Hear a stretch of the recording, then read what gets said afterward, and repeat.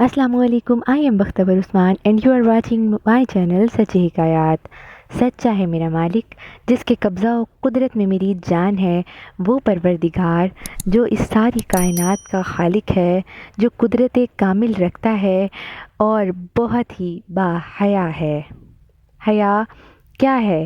حیا کا ایمان کے ساتھ کیا تعلق ہے اور ہم کس طرح ایک باحیا مسلمان بن سکتے ہیں، آج ہم ان تمام سوالات کے جوابات جانیں گے. اس میں کوئی شک نہیں کہ شرم و حیا ایک ایسا مضبوط قلعہ ہے جو ذلت و رسوائی سے بچاتا ہے، اور جب کوئی شرم و حیا کے اس دائرے سے تجاوز کر لے تو وہ بے شرمی اور بے حیائی کی گہرائیوں میں ڈوبتا چلا جاتا ہے.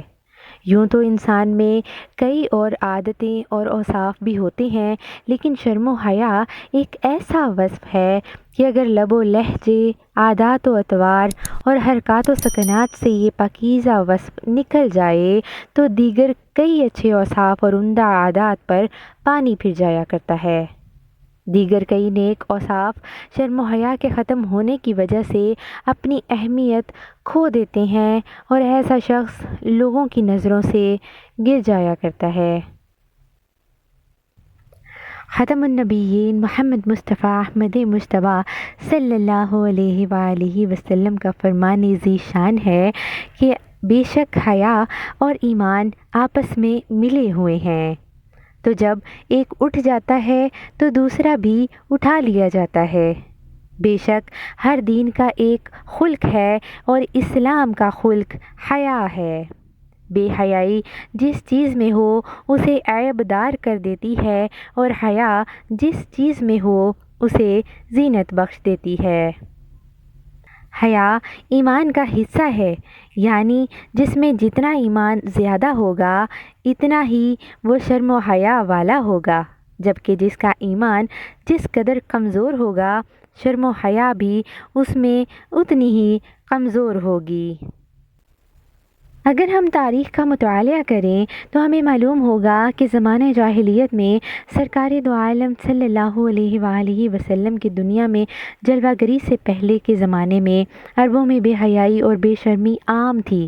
مرد و عورت کا میل جول، لغو باتیں کرنا، دل آزاری کرنا، کسی پر تہمت لگانا، الزام تراشی کرنا اور برے برے الفاظ و اشعار کہنا، یہ سب لوگوں کے لیے ایک فخریہ بات تھی.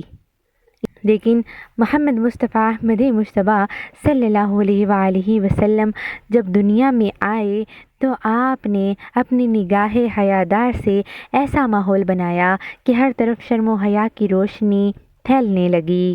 اب وہی معاشرہ تھا جسے حیا چھو کے نہیں گزری تھی، شرم و حیا کا سازگار ماحول پیدا ہونے لگا. وہی معاشرہ جہاں شرم و حیا کرنا عار سمجھا جاتا تھا، اب اسی ماحول میں جناب حضرت عثمان غنی رضی اللہ تعالی عنہ جیسے لوگ پیدا ہونے لگے. اپنے گھر میں شرم و حیا کا پاکیزہ ماحول پیدا کرنے کے لیے ہمیں خود سے ہی اس کی ابتدا کرنی ہوگی کہ ہم اپنی گفتگو، اپنی عادات اور اپنی روز و شب کو اس طرح ڈالیں کہ ہم ہر بات میں اس بات کا تصور کریں کہ ہمیں ہر حال میں اللہ پاک دیکھ رہا ہے، اور اس بات کی حیا ہمارے دین کو مضبوطی اور بلندی تک پہنچانے میں اہم کردار ادا کرے گی. اگر ہماری خواہش ہے کہ ہمارے گھر والے بے پردگی سے بچیں تو ہمیں خود پیکر حیا بننا ہے. ہم چاہتے ہیں کہ ہمارے گھر والے فضول باتیں نہ کریں، کسی کی دل آزاری نہ کریں، کسی پر بیجا تہمت نہ لگائیں اور کسی کو بیجا تنگ نہ کریں، ظلم و زیادتی سے اجتناب کریں، اچھا لباس پہنیں، شرم و حیا کا غلاف اپنے اوپر طاری کریں اور بے حیائی سے رکیں. تو سب سے پہلے ہمیں اپنے کردار میں یہ تمام تر خوبصورت اعمال شامل کرنے پڑیں گے. اللہ پاک سے دعا ہے کہ وہ ہمیں شرم و حیا سے مزین ایمان کامل عطا فرمائے اور بے حساب جنت عطا فرمائے. آمین الہی آمین.